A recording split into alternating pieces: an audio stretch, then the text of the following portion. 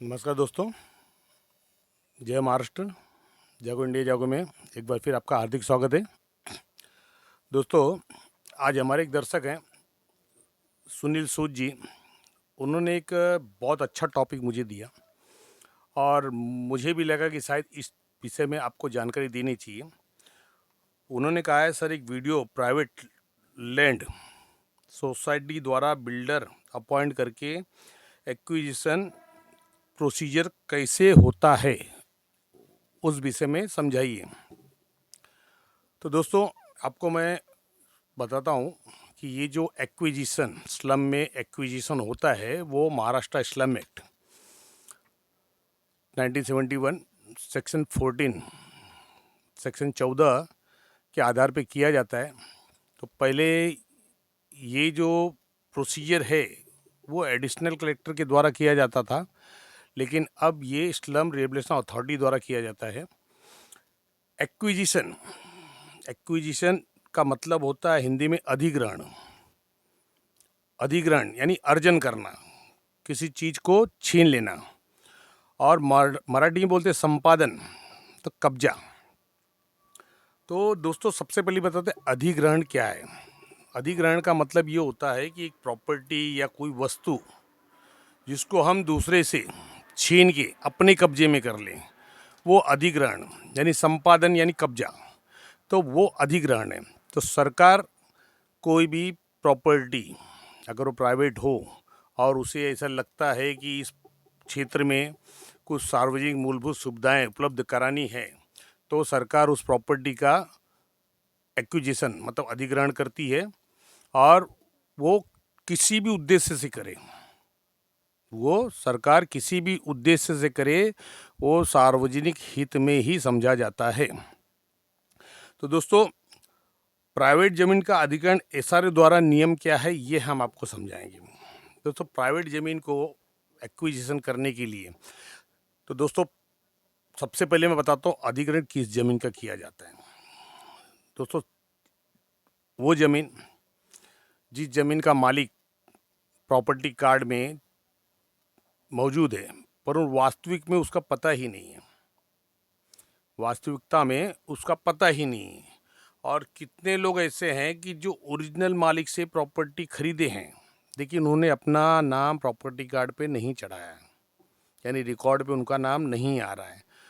तो ये जो इस सारे में डेवलपर्स हैं वो ऐसी प्रॉपर्टी ढूंढते हैं ताकि वहाँ पे ज़मीन मालिक खड़ा नहीं हो पाए और आसानी से ज़मीन को कब्जा किया जाए, मतलब संपादन अधिग्रहण किया जा सके। तो ये रूल है, मतलब ये योजना बनाई जाती है। तो सबसे पहले तो क्या करता है डेवलपर, वहाँ के लोगों की, जो स्लम के लोग हैं झोपड़पट्टी धारक, उनके द्वारा एक कमेटी निर्मित की जाती है जो प्रपोज्ड होती है।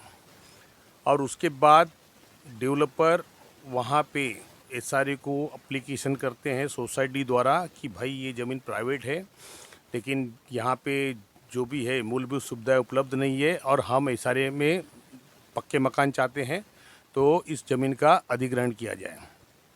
तो वहाँ पे सीईओ एसआरए मतलब मुख्य कार्यकारी अधिकारी एसआरए द्वारा नोटिस दी जाती है, उस जगह पे पेस्ट किया जाता है कि उसके अंदर जो ज़मीन मालिक या कोई इंटरेस्टेड अफेक्टेड पर्सन है वो लिखित सूचित किया जाए। उसमें एक दिन दिया जाता है, 15 दिन, महीना भर, जो भी उनका टाइम है वो डेट दिया जाता है कि इतने ही दिनों में आप यहाँ पे सबमिट करें कि ये ज़मीन अधिग्रहण मतलब एक्विजिशन क्यों नहीं किया जाए।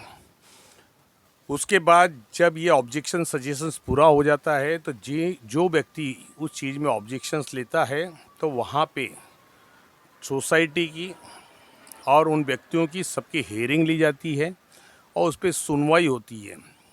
लेकिन सुनवाई मतलब वहाँ पे तो आप समझते, सुनवाई का मतलब वहाँ पे आप खुद ही बोलिए, वहाँ खाली जो एक्चुअल ऑनर है, जो मूल मालिक अगर है तो उस चीज़ में फाइट कर सकता है, अदरवाइज़ कोई नहीं कर सकता। उसको अधिकार बनता है नहीं, वो डायरेक्ट एक ही चीज़ आती है कि व्हाट्स योर लोकस स्टैंडी, आपका इसमें निजी मामला क्या।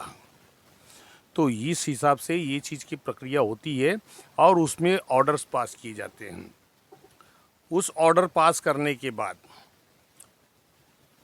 जो मालिक एक्चुअल मालिक है उसको कंपेंसेट किया जाता है। वो मालिक चाहे हो चाहे नहीं हो, वहाँ पे कंपेंसेट डिसाइड किया जाता था सरकार की नीतियों के अनुसार, और उस चीज़ को सरकार की तिजोरी में सेफ रखा जाता है उस व्यक्ति के नाम पे जो उसका मूल मालिक है, मतलब जो रिकॉर्ड पे है, चाहे वो आए या ना आए, उसका वहाँ पे वो रखा जाता है सेफ में, कि यदि भविष्य में कभी भी उन्होंने क्लेम किया तो उनका जो भी मुआवजा, मतलब अवार्ड, जैसे पिछले समय मैंने बताया था खोतवाड़ी भीमवाड़ा की हिस्ट्री के अंदर कि अवार्ड, ये सरकारी वर्ड है, अवार्ड बोलते हैं, और जिसे हम कंपेंसेट करते हैं, तो वो उसको अवार्ड दिया जाता है। उस अवार्ड को संभाल के रखा जाता है कि यदि वो कभी भी भविष्य में क्लेम करे कि मेरी प्रॉपर्टी पे मैं यहाँ पे था ही नहीं और इस प्रॉपर्टी को क्या, तो उसका जो मुआवजा है, जो अवार्ड है, उसको मिल सके। तो ये प्रक्रिया होती है। अभी इसमें ये होता है कि जो प्रॉपर्टी कब्जा होती है वो क्या वो किसी को दी जाती है? वो किसी एक व्यक्ति को नहीं दी जाती है दोस्तों, वो सिर्फ प्रयोजन के लिए, सरकारी प्रयोजन, जैसे वहाँ पे बाग बगीचे नहीं है उसलिए अधिग्रहण की जाती है, कोई मूलभूत सुविधाएं नहीं है उस चीज़ के लिए होती है, जैसे हेल्थ सेंटर नहीं है वहाँ पे जो रिजर्वेशन है, तो उस रिजर्वेशन को देख के ये एक्विजिशन का प्रोग्राम किया जाता है। और फिर उसको क्या किया जाता है, उसको एसआरए में अप्लीकेशन किया जाता है कि इस पे एसआरए हो। तो एसआरए के अंदर रूल है कि जो भी सरकारी जो रिजर्वेशन है उसको 15% उनको बना के देना पड़ता है। तो वो हिसाब से ये प्रॉपर्टियाँ एक्विजिशन किया जाता है, और उस एक्विजिशन करने के बाद उस ऑर्डर की कॉपी को राजपत्र में घोषित किया जाता है। सरकारी राजपत्र जो उसको बोलते हैं नोटिफिकेशन, नोटिफिकेशन होने के बाद वो चीज़ को सरकारी प्रॉपर्टी मानी जाती है। ये सेक्शन 14 का नियम है। अच्छा, उसमें एक प्रश्न ये उठता है, क्या जमीन मालिक को इस बारे में आगे चैलेंज करने का अधिकार है? तो दोस्तों पूरा अधिकार है, अगर एक्चुअल मूल मालिक है तो।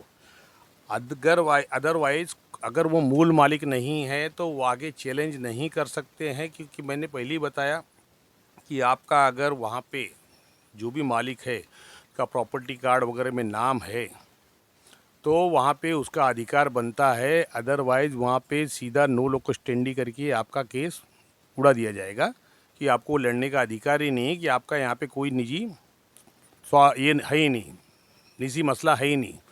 तो ये चीज़ दोस्तों एक्विजिशन का मसला है। और एक्विजिशन में मोस्टली यहाँ पे जो प्लानिंग मैंने बताया उस प्रॉपर्टी में किया जाता है जिस प्रॉपर्टी में मालिक का नाम है लेकिन मालिक है नहीं। और कहीं कहीं पे तो कुछ लोगों ने मालिक से प्रॉपर्टी ख़रीद लिया है। अब प्रॉब्लम ये है कि जब मालिक से आप प्रॉपर्टी ख़रीदते हो तो उस प्रॉपर्टी के ऊपर प्रॉपर्टी का ट्रांसफ़र करने के लिए आपके पास पैसे नहीं है, क्योंकि डायरेक्ट प्रॉपर्टी का ट्रांसफ़र नहीं होता है। उसके लिए आपको प्लॉट का सर्वे करवाना पड़ता है, प्लॉट के अंदर एरिया कितना है ये सब मोज माप करके उसके बाद ही उस चीज़ में आपका इंटर होता है। आपका प्रॉपर्टी कार्ड में पहले मालिक का नाम काट के आपका नाम वहाँ पे आएगा। लेकिन दोस्तों वो अगर खर्चे नहीं एक आम आदमी के पास, तो क्या करता है कि खाली खरीदी बिक्री का पेपर रखता है कि हाँ मैंने एक प्लॉट ख़रीद लिया है, और उसके अंदर ये विश्वास हो जाता है कि भाई मैंने ख़रीद लिया है, मेरे पास रजिस्टर्ड, मेरे पास डीड बना लिया, सब कुछ किया, लेकिन वो डीड नहीं काम आती है यदि आपने प्रॉपर्टी का ट्रांसफ़र नहीं किया है तो।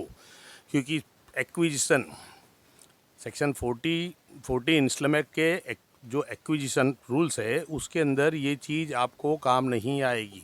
कि ऐसे बहुत सारे मसले हैं जो मेरे दोस्तों के थे, उन्होंने भी प्रॉपर्टियाँ खरीदी थी, वो सुप्रीम कोर्ट तक गए लेकिन उनको कोई रिलीफ नहीं मिला, क्योंकि प्रॉपर्टी जिस मालिक के नाम पे थी उस प्रॉपर्टी को प्रॉपर्टी गिफ्टेड थी।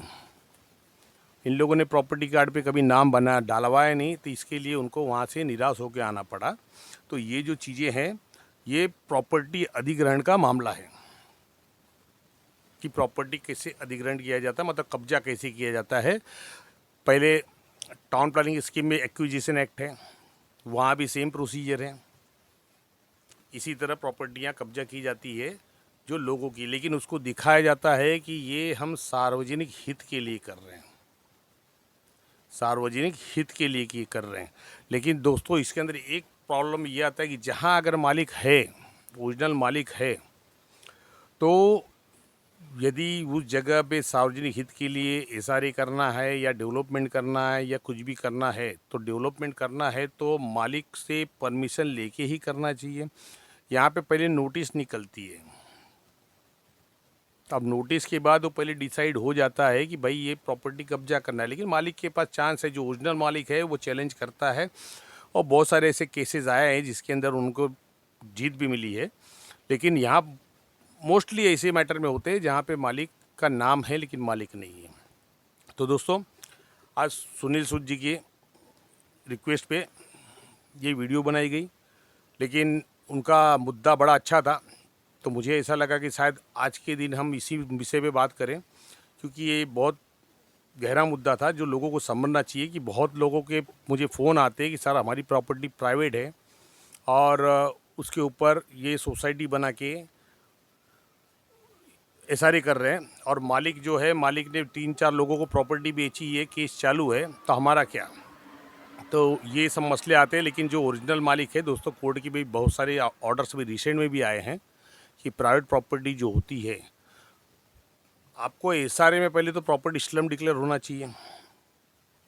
अब ये सेक्शन 14 के थ्रू इस चीज़ को कवरिंग करते हैं कि आपका संपादन भी हो गया, मतलब कब्जा भी हो गया, और आपकी प्रॉपर्टी स्लम डिक्लेयर भी हो गई, क्योंकि शासन ने ले लिया, शासन ने प्रॉपर्टी लिया तो स्लम डिक्लेयर हो जाती है।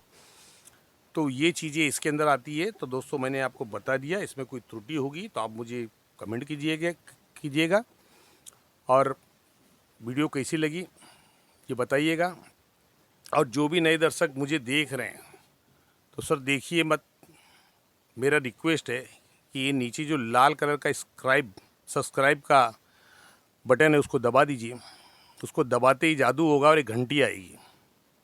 दोस्तों घंटी देखो जब दबाएंगे तो वहाँ पे ऑल का नोटिफिकेशन, तो ऑल दबा दीजिए, तो मेरी जितनी वीडियोज़ हैं दोस्तों मैं सबसे पहले आपके पास पहुँच जाएगी।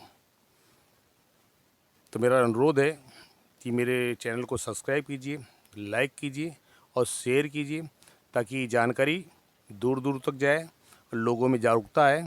तो धन्यवाद दोस्तों, फिर मिलेंगे अगली वीडियो में किसी और मुद्दे पे। जय महाराष्ट्र।